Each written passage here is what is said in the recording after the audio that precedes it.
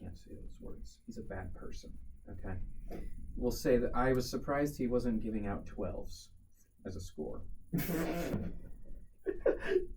But yeah, Mac McClung, man.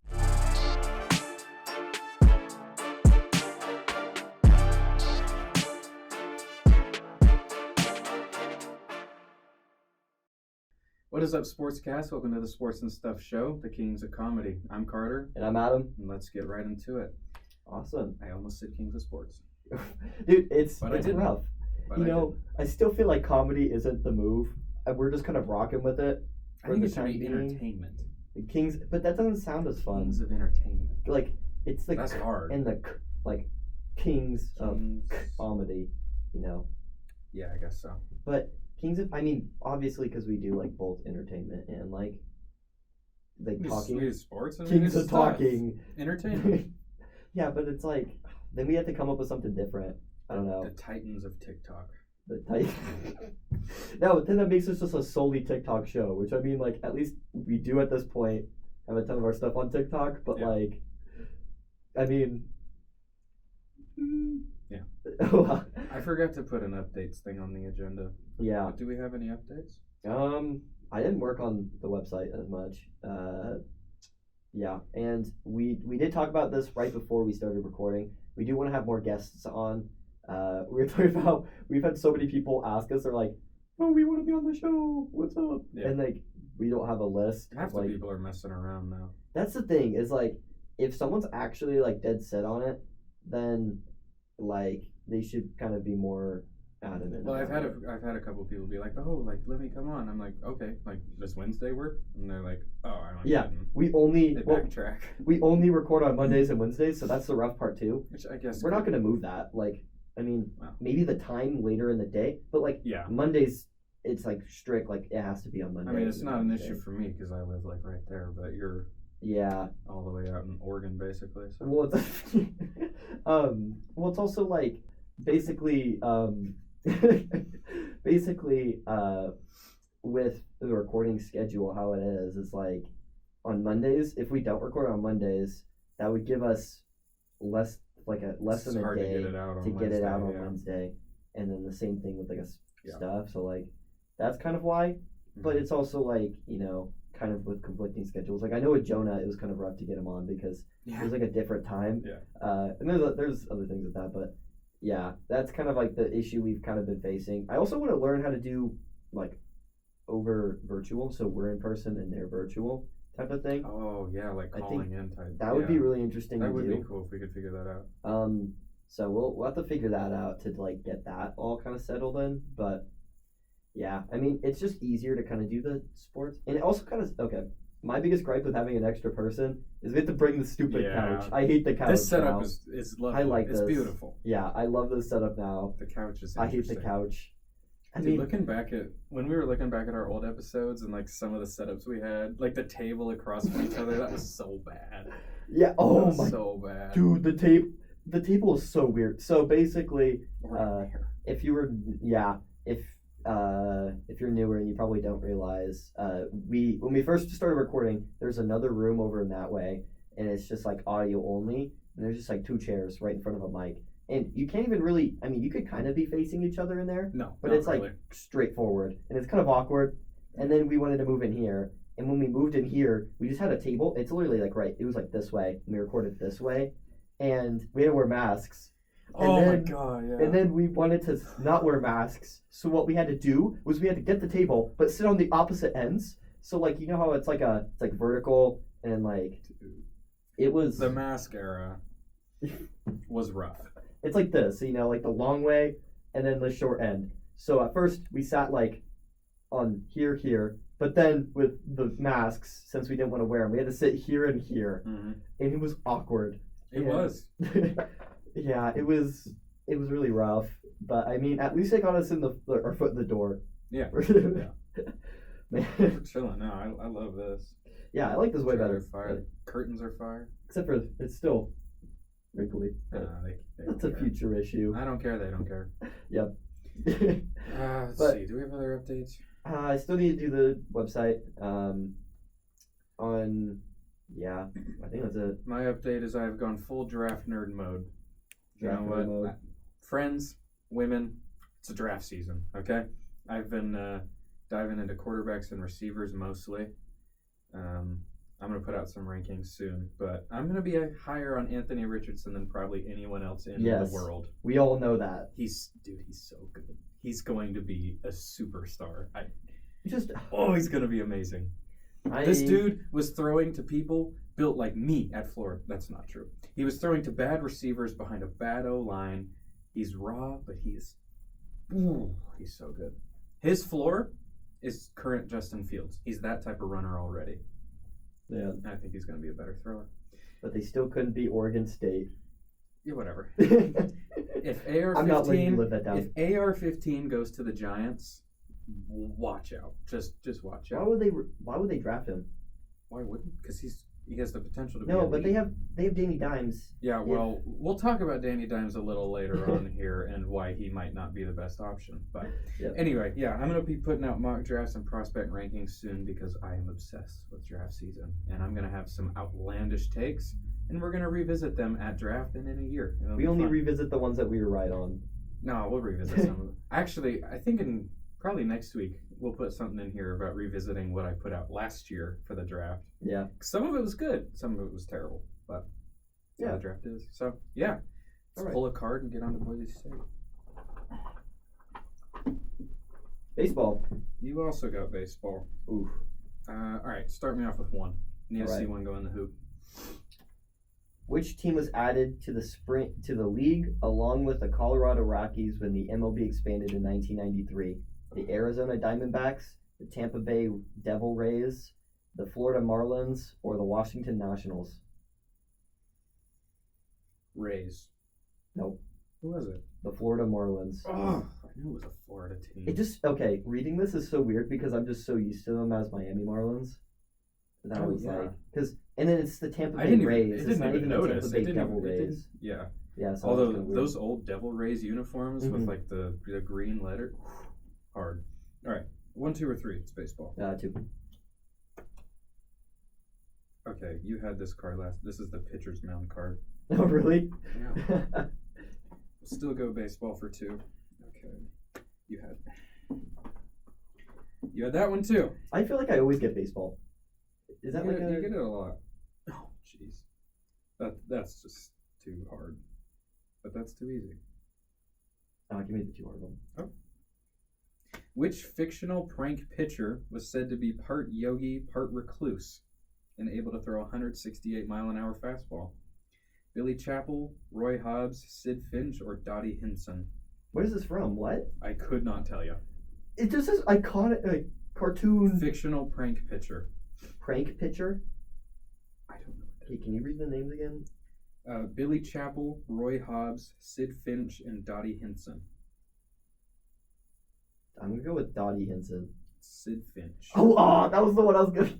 The other side, what's the distance between bases? Yeah. Woo! That's fun. 0-0. Hot start for the boys. Oh, that was a rough one. That was brutal. That was. All right. So, Boise State. Basketball is now 21-6. The team... We got 2 wins since we last spoke to you, our lovely audience, but neither of them were particularly encouraging. Yeah. It was a narrow win over Colorado State, where we low-key got away with a foul. We low-key fouled the 3-point shooter on their last attempt, but no one needs to know. We live on. We've been screwed countless times. So. Oh, well. And then a close win. We got screwed last time against Colorado State. Remember that? Yeah. We got hella It screwed. never should have even gone to overtime last year. And then a close win over UNLV, which was, as we recorded this last night. We are second in the Mountain West right now. 21-6, 11-3 in the conference. Next up is we're hosting New Mexico at home, which a month ago looks like it was going to be an awesome game. Now, New Mexico is 7-7 in the conference. They don't look very good. That being said, we just almost lost to 2 teams that don't look very good. Well, we almost lost to New Mexico last time. We did lose, yeah. Or it was a close game we lost. They were hot then, though, and the Pit is a tough place to play. I would say they probably have the best home court advantage for basketball in the conference. At least one of them. That's just a dope play. I'd love to see a game there. But I mean, I'm expecting a win. We also play San Jose State this week, which... Yeah. San Jose State. I mean, come on. But, yeah, the team looks pretty good. We are currently in Joe Lenardi's bracketology, one of the last 4 byes, which would put us in the tournament. And it's like the last 4 byes, last 4 in. The last 4 in have to play the play-in games. Mm-hmm. The last 4 byes are the worst 4 that don't have to play the play-in game. So as of right now, we would be in the tournament. But that could obviously change. A lot of big games left. But I'm encouraged. I mean, if we beat San Diego State, I think that's going to be a huge game. I think we're going to be not almost maybe guaranteed, but it's a really, really good shot that we're going to be in it. I think if we beat San Diego State and we win a couple games in the conference tournament, we should be looking good. There's also some of the teams we beat early on in the season have started to get better, which makes us look better. Because like the difference between a quad 1, 2, and a 3 win is a big deal, actually, for Ken Palm and for bracketology. So I would say that we would make the tournament as of now. Well, we beat Utah State earlier in the season, and they were annihilated them. Yeah, annihilated. And they were a quad 1 team. We beat them so bad they dropped to quad 2. Yeah. So suffering from success, as DJ Khaled would say. But as we've said every episode, the team is way better than we expected it to be this year. That's been a recurring theme for us, at least. Yeah, I mean, when we lost Abu, Armus, and Akot, we were worried, rightfully so. But I mean, the new additions, Ogbo's been a big piece. Like he's filled the forward role pretty well, and then the steps forward taken by returning guys, specifically Tyson and Max Rice. Max Rice got hot at the end of last year, and he's carried it on. Mm-hmm. And Tyson, dude, he can fill it up now. Like he improved so much as a scorer. But yeah, team looks good. So I don't think this has been something that I'm the editor for the school, and my reporter under me, she's writing an article on is Boise State a basketball school, and that's kind of, I know that's like. I mean, I just feel like it's hard because our previous success has always been in Think football. About it this way. Last year was the first time our basketball team ever won the Mountain West. Yeah. How many times have we won the Mountain West in football? A lot. Mm-hmm. Yeah. I mean, you got, 3 Fiesta Bowl wins? Nothing close to that. And we've never won a March Madness game in basketball. So the basketball team is good. Let's pump the brakes a little bit, okay? This is a football school. We're known for football. When you think about it, too, like, our head coach is the highest paid player, or highest paid person in all of Idaho. And if we're... Really? Yeah. He's the highest paid person. That like, Leon Rice, right. He's the highest paid person in all of Idaho. That cannot be right. Leon Rice, yeah. Dude, we got, Boise Cascade here. That's a Fortune 500 company. Dude, no, he's the highest paid, person. Of any job in Idaho, he's the highest paid person. 100%. Dude, there's no way people at Boise Cascade aren't making more. He's the highest paid person. I'll look it up right now. They're one of the biggest construction related companies in the world. Paid person in Idaho. They're literally worth $8 billion or some crazy thing like that. Literally the top 10 people who get paid. Let me see here. It's gonna be Boise Cascade. I'm telling it's you. Literally. Telling you. What is this? Anyway, respect to Leon Rice, though. Okay, this was before the season started. No, that's not accurate. On there is Andy Avalos, but I'm sure he's on there. No, on that list it was Andy Avalos, and then Leon Rice just got a higher contract. Yeah, it literally is. I'm sorry. There's no way the people running Boise Cascade are not the highest paid people in Idaho. There's just no way. It literally is. I'm not buying it. Anyway, we'll reach out. We're close personal friends. Yeah, I swear. I'm literally telling you right now he is. But okay, let's move on. Yeah, another card. I'm steal all the cards. Baseball again. Gosh darn baseball. Oh, you got football. Ooh. Come on. Okay. All right. 1, 2, or 3. I need to see one go in, man. Give me one. Give me one. All right.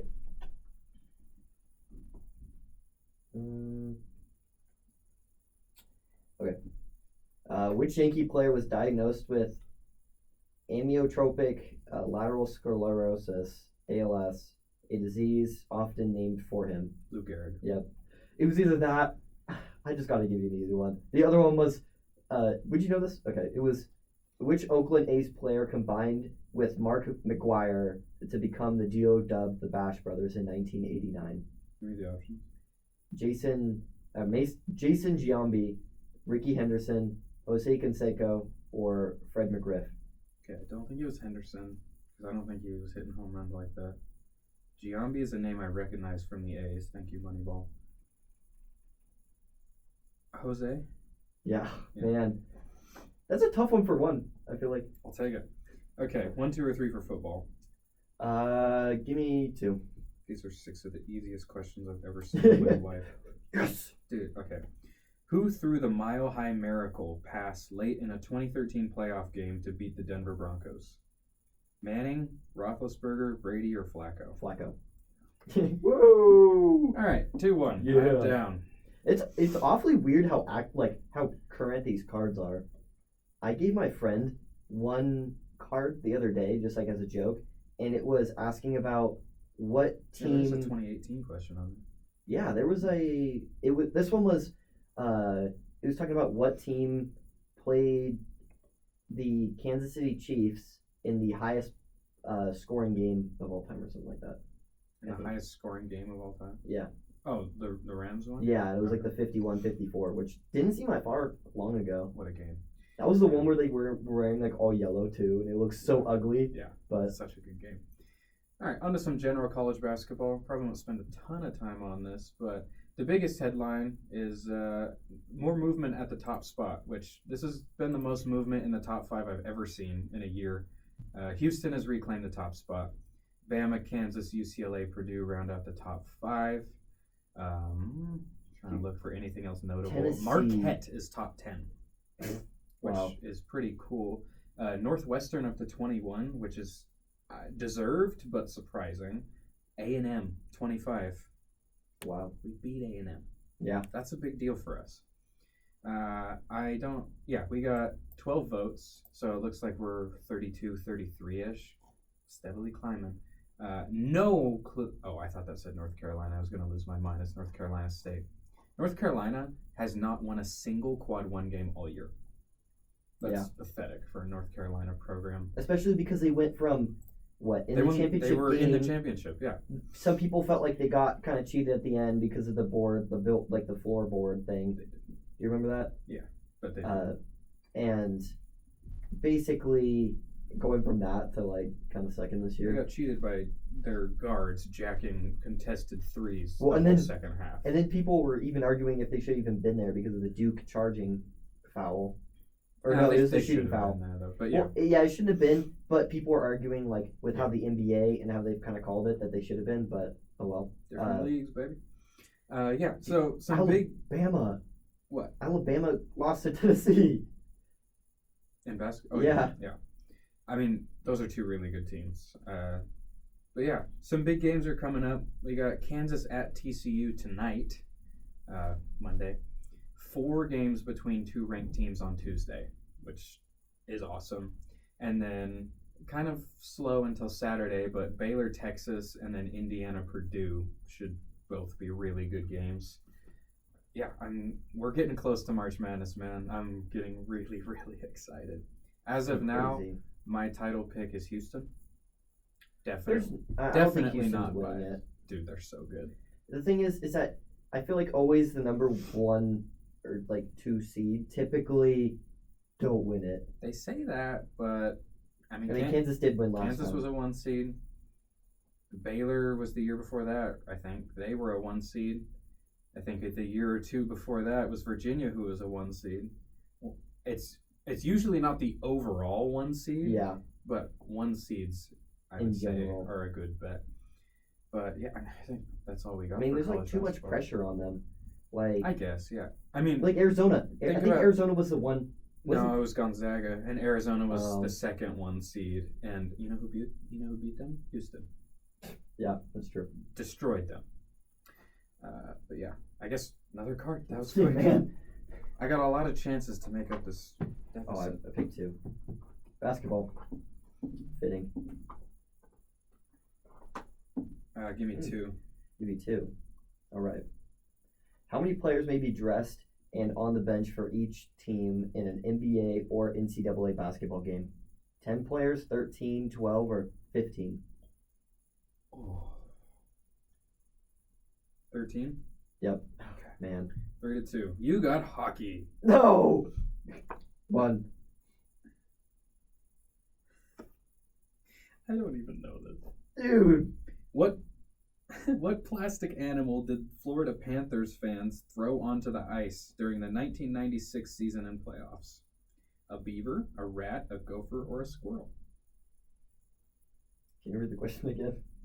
What plastic animal did Panthers fans throw onto the ice during the 1996 season and playoffs? I guess this was like their thing.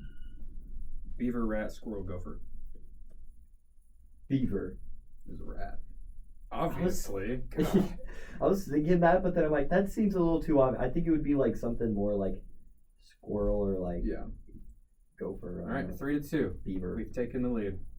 Man. On to the NBA All-Star Game.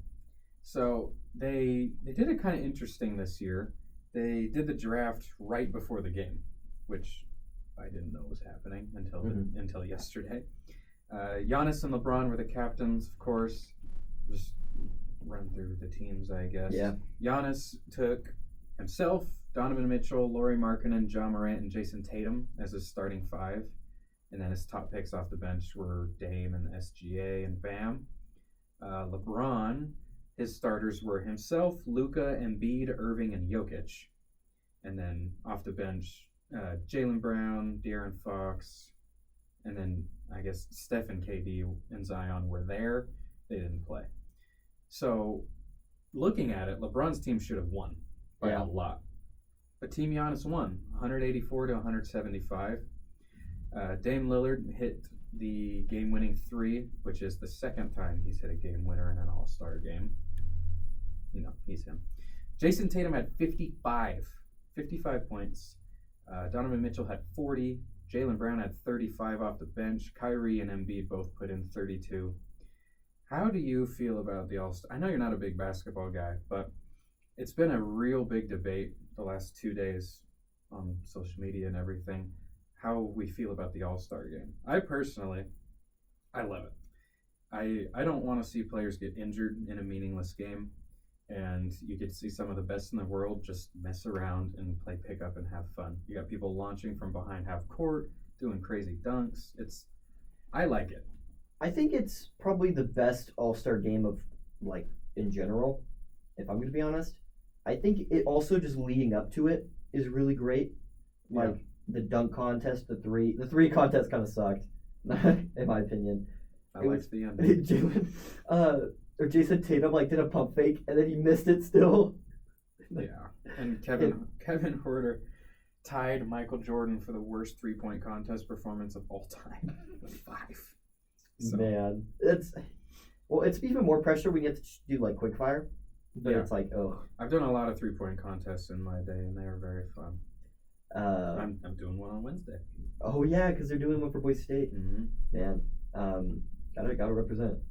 Yeah, but I think with the All-Star game, it's really interesting because it is these people that can just kind of.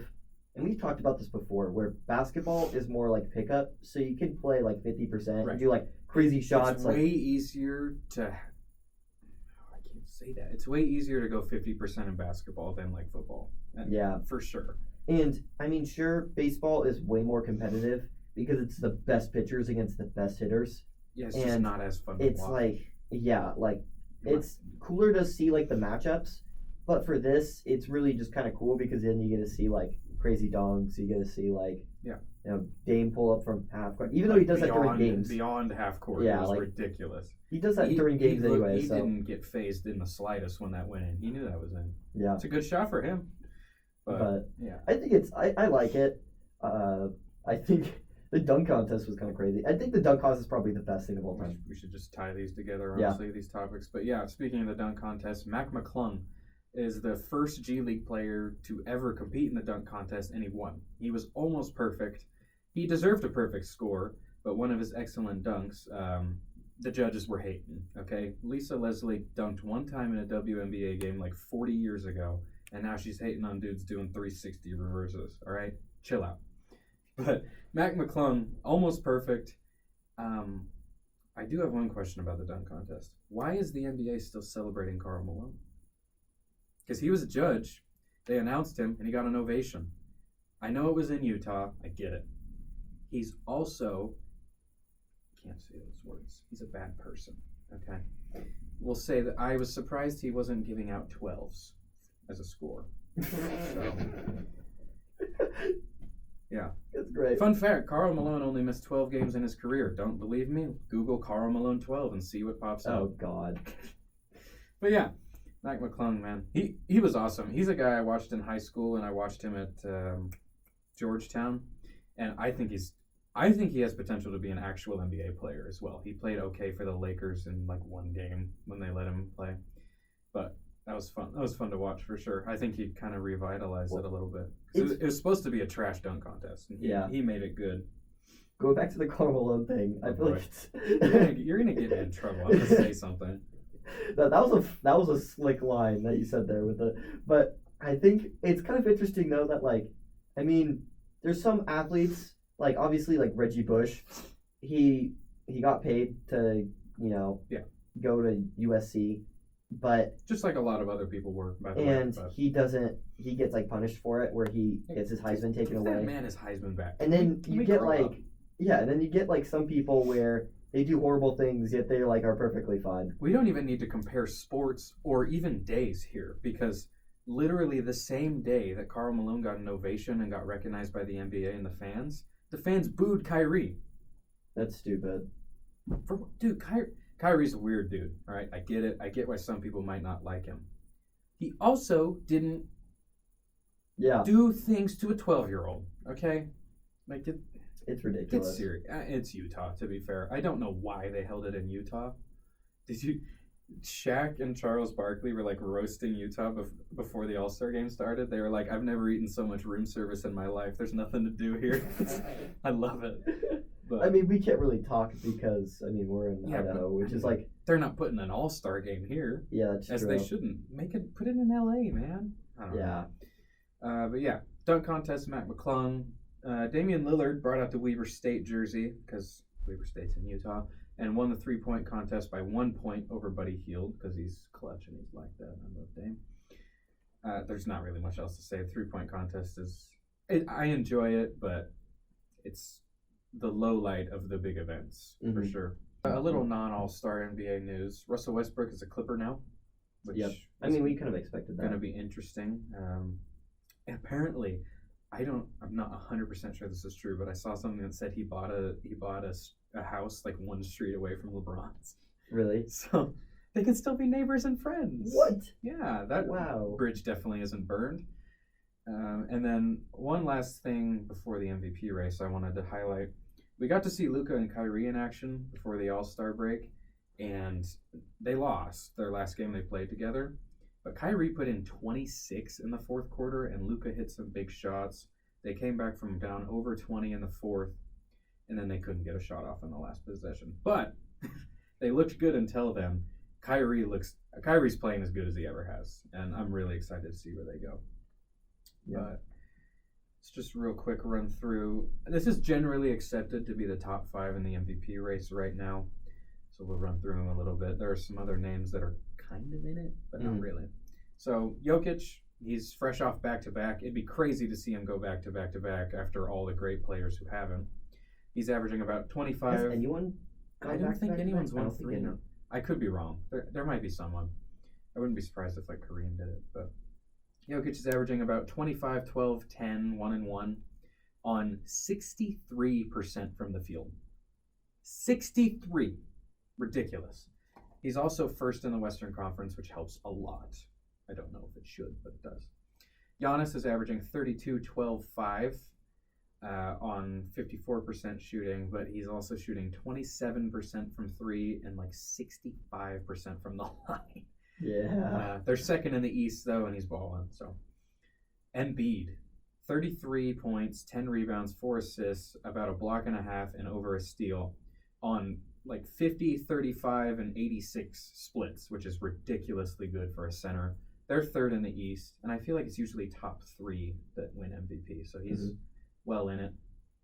Jason Tatum is the best player on the best team in basketball right now, so he's obviously going to be in the conversation. Doesn't hurt that he's averaging 39 and like 5 on decent splits. They're first in the East, as I said.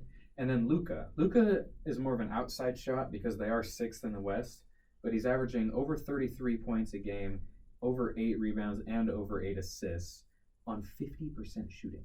He's 50% on like 22 attempts a game or something like that. That's crazy. But as I said, 6th in the West. So those are my top 5. If I had to give out honorable mentions, I would give them to Dame, low-key Shai Gilgeous-Alexander is up, or Shy. I think it's Shy.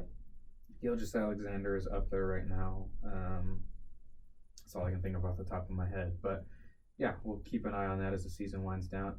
If I had to guess right now, I would say that they would probably give it to Embiid or Tatum. Giannis has won one recently. Jokic has won back-to-back. Luka's just too low in the standings for me to think they'll give it to him. So yeah, I think Embiid might be a fair one. I think honestly, they might give it to Giannis. I think they might. If I had to pick one as of now, I would say Tatum, just because he's putting in 30 a game. He's a young player who's gotten better every single year, and he's the best player on the best team. So that's fair. And the East is significantly harder than the West, I feel like. So yeah, maybe. The West is kind of like jumbled up right now. It's weird. It's going to be interesting to see what happens now that the Suns are in the mix. Like, I mean, okay, obviously like the Suns, but you got the Bucks with Giannis, you got the Sixers with Embiid, you got the Celtics with Tatum, and those are probably one of the 3. I mean, and there's been some things like the Nets, probably the best defensive team also. Yeah. Like, I think that it's significant, and this has kind of been the conversation a little bit where, it's kind of a harder path in the East than it is the West, and I think that's kind of fair. I would say this year that's probably true. Yeah. For a long time, the West was way better than the East. But the East is probably stronger. I think in the last few years, the East has been kind of better. I mean, you've had one or two teams like the Suns, and then you've had the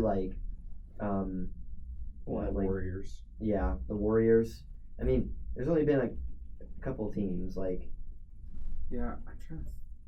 I don't know. It'll be interesting to see. Are the Warriors the only West team that have won the finals in the last Let's see. It was Warriors last year, Bucks before that, Raptors before that. Those are both East. And then I want to say before that it was Warriors, Cavs, Warriors, Spurs, Heat, Mavs. That's back to 2011. So the Mavs, the Spurs, and the Warriors since 2011. Yeah. I think. I could be missing one, but I feel pretty good about that. Yeah, I'm excited for this year's playoffs. Oh, yeah, I forgot the bubble one. Yeah. Yeah. So I guess it's been kind of even. All right. Yeah. But that's definitely helped by the Warriors winning many. 4. Yeah. They won 4, yeah. Jeez, my brain's moving slow. But yeah, let's pull a card, and then got a little bit of football to talk about. It wouldn't be sports and stuff without football. It's 3-2, right?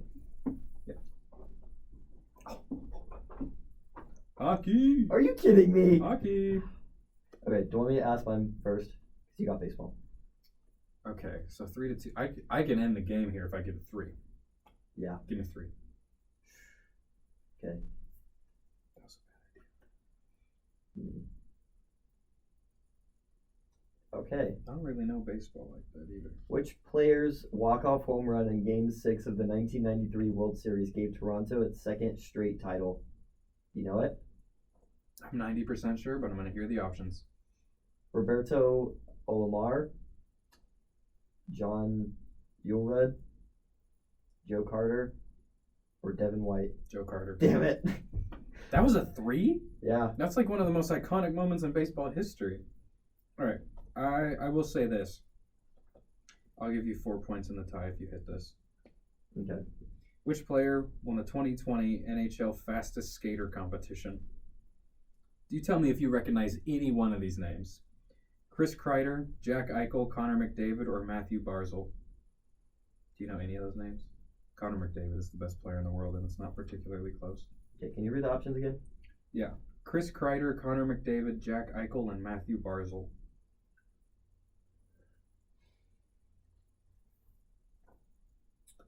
What was the second one? Connor McDavid. What was the third one? Jack Eichel. Jack Eichel. It's Matthew Barzal. Damn it. Where was that one? That was the first one? Fourth. Damn it. You know, I was kind of thinking analytically. I was like, I don't think I've ever really seen one that's been the fourth. So I was like, I'm going to go 2 or 3. That was a little loose. Kill me. Okay. Beam. Oh, double beam. No. Yes! Double bean boozle!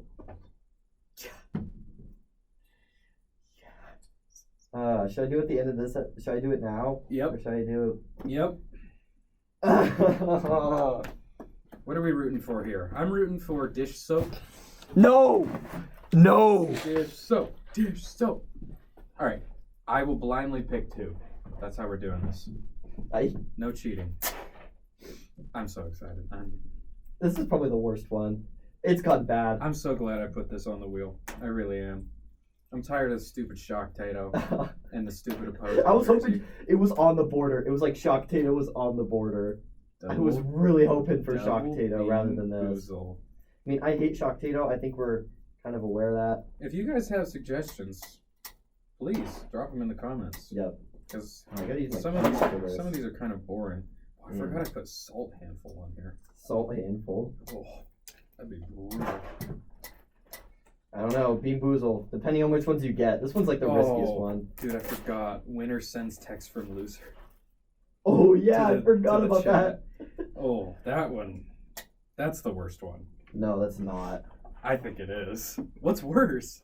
This one. No, definitely not. This isn't even that. You could get 2 good ones. That's what true. Are you looking for? My kitty. Where'd it go? It's in your hand. No, like the piece that you like plug in. Oh, bro, I don't know. Oh, well. Oh, it's right here. Okay. Open the box and I'll look away. I mean, we do have the spinner thing. Guide my hand so I don't miss. Okay.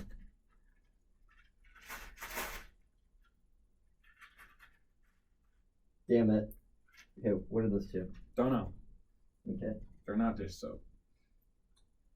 Pomegranate or Old Bandage, it looks like. Okay. And I think that one's the barf. It's like brown, though. Okay, wait. Can I see it? It's white spots. Brown with white spots. Oh, that's toasted marshmallow or stink bug. Oh, stink bug. I believe. All right. Well, what's the other one? Wait. Down the hatch. That one actually might be cappuccino or liver and onions. That's an L either way. Yeah. Okay. Coffee jelly beans are trash. Woo! Despite what Teo may try to tell you. Oh, man. How do I put this back in? Oh, it's like this. Okay. Whoops. Am I starting with this one? Okay, which one? Whichever you prefer. Well, now starting off great. Liver and onions? Mm-hmm. Dude, this is so bad. I would have gagged it up right there. And then this one's Old Bandage or something. Pomegranate.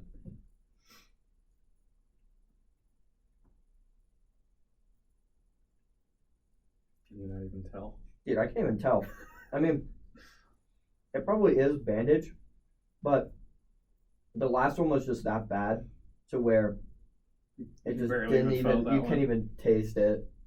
Man, oh man. I think those were 2 bad ones. Yeah. All right. Oh. Well, the wheel did its job. So, on to some football. Yeah, I still have PTSD from that last. Yeah, I can tell. We had to end an episode because it was that bad. It was that bad. I literally ended the episode. It took you out for the whole day. Yeah. It really did. It was rough. But football. So, a big headline in the NFL right now, as big as it can be this early into the offseason, is quarterback contracts. Mm-hmm. So, as I was talking before about AR-15 maybe going to the Giants, this is a reason why. The report came out this morning that Daniel Jones might be looking for $45 million a year or more. That's kind of crazy. $45 million. So that's ridiculous. That's 90% sure that's a higher cap hit than Mahomes has right now. So don't get me wrong. Daniel Jones had a good year this year. It was not a $45 million year. That's for sure. So I don't know. If I'm the Giants, I obviously don't give him that. Yeah. At least not long term. I think you give him 1 year prove it deal. If he's okay with playing on the tag or a 1 year deal, you absolutely do that. And I think then it makes even more sense to draft Richardson. Fair. Yeah. You play 1 more year with Jones where you can probably make the playoffs, let Richardson learn a year, and then boom, unleash Richardson in a Dable offense. God, I love that. I love it. He's my favorite player. And I think with Hurts, he's my favorite player in the draft. I think I could tell. I think with Hurts, I think you have to sign him 100%. Yeah, so Hurts is I think this is supposedly looking for $50 million plus. That's a lot of money, man. Like you can't let him go. You absolutely cannot. At the same time, they have a lot of pretty key free agents this year, and paying $50 million for a quarterback that you had on a rookie deal the year before is a recipe for a Super Bowl hangover. Well, if you think about it, teams with really great quarterbacks, they got to get their money, and then once they get their money, then they go for like, all right, let's get championships. Yeah, the thing is, like, until Mahomes won this one, I think it was like 12.5% of the cap is the number that no quarterback has ever gone over and won a Super Bowl. Mm-hmm. Mahomes is the exception to a almost always rule. And I just don't think that Hurts, with the team the Eagles had this year, perfectly capable of winning a Super Bowl. Against any other team, they win that Super Bowl. The Chiefs were just unstoppable. But Hurts getting paid $50 million, taking $50 million a year away from the team, which can't blame him. He's earned it. But that's a lot of pieces they might lose. Yeah, I don't think he could carry the team like Mahomes can. I don't think anyone can, actually. I don't either. I think that, honestly, it's going to be Mahomes and quarterbacks on rookie contracts for the next few years. Or quarterbacks near the end of their deal. Because, I mean, the cap always goes up. Mahomes is going to have like the 10th highest cap hit next year. Mm-hmm. And which remember so when he signed the deal, they were like, oh my gosh, that's so much money.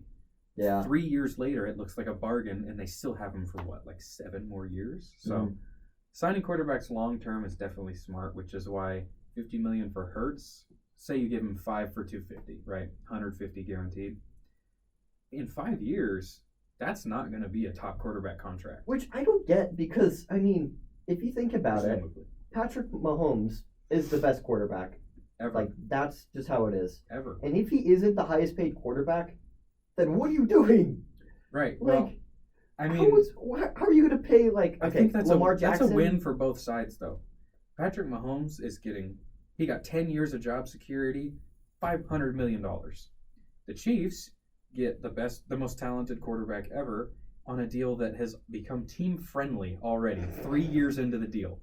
$500 million deal is team-friendly. That's how good Mahomes is.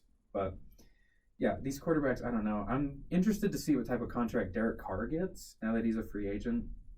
A report came out today that the Jets think he can take them to the Super Bowl. To each their own. Like, I am higher on Derek Carr than most, and I don't think that's true. It's weird because according to The Herd and his like new co-host J-Mac, they said that that was my reaction to the jelly beans. They're still in my throat now. Anything that comes out of Carl still in my throat right now. I can't do it, man. But apparently there were such a hater. Apparently there are rumors that Derek Carr wasn't even the third quarterback they were pursuing because they're pursuing Aaron Rodgers, they're pursuing Jimmy G, and also Matt Stafford, apparently. I'm pretty sure Stafford's still under contract. I know, but apparently they were like... Trading for an old quarterback who we're not even sure if his arm is working right anymore, probably not the best move. Mm-hmm. Jimmy G is worse than Derek Carr. I think that, 100%. And then Aaron Rodgers, you gotta think. Like, you could get Derek Carr just for whatever money you have to pay him.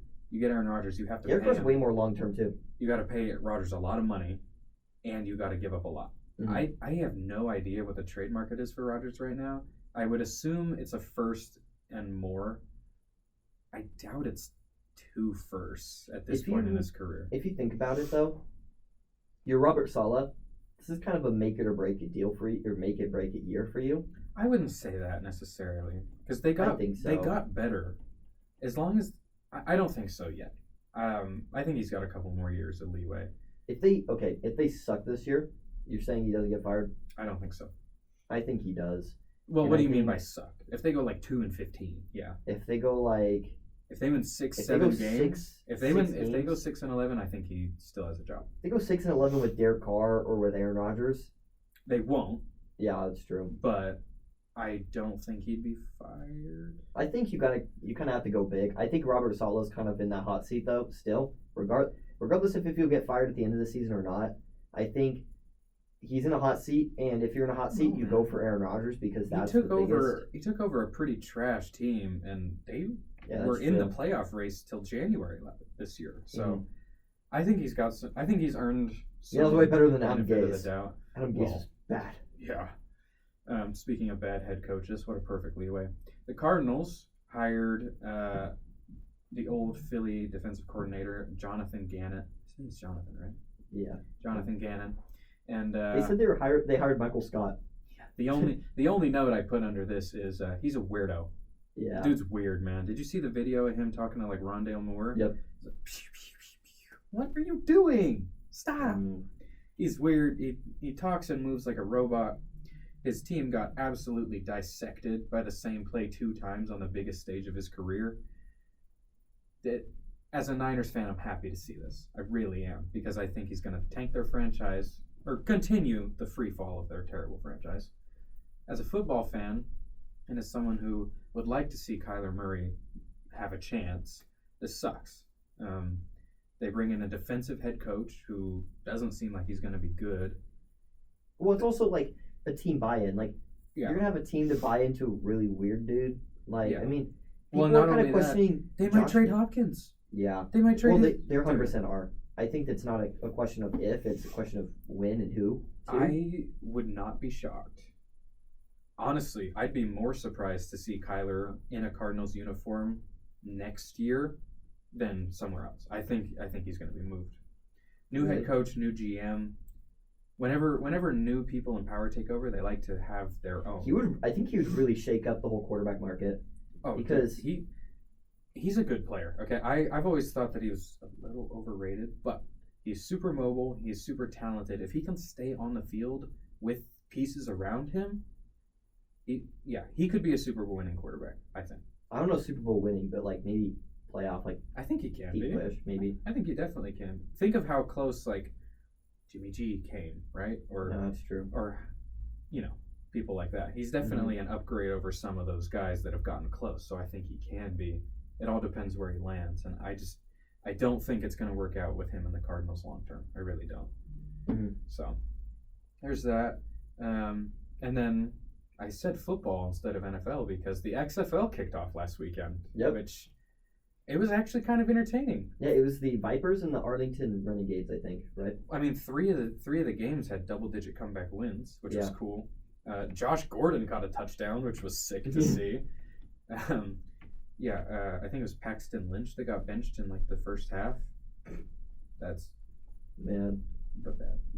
I'm pretty sure it was Paxton Lynch. I don't know. Ben DiNucci was also out there. He played terrible.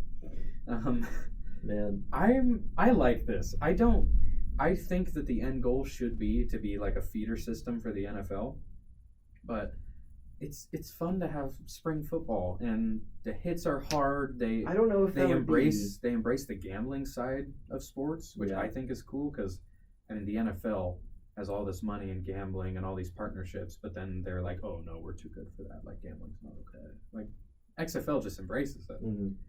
The NFL suspends people over a year when they let Deshaun Watson play after 10 games. But. Yeah. I think with the XFL, I don't know about the feeder system because I still think the best XFL team would absolutely be destroyed by the worst NFL team. But think of it like the best G League team would get smacked by the worst NBA team. It's still a feeder system. Like, oh no, I thought you meant like the one, because I remember before you talked about the worst team moves to the XFL and the best team. That's what I thought you meant. Oh, no. I was like, no. I was like, no. If I said that, it was a joke, because that's stupid. Yeah, because I was like, there's no relegation over here, but because I was like, even if you move the best team over, like let's say, okay, hypothetically with the Bears are trash. Yeah. They go to the XFL. They're gonna kill every single game team by in there. 50. Yeah, and then they're gonna go be back, and then that team is gonna be destroyed.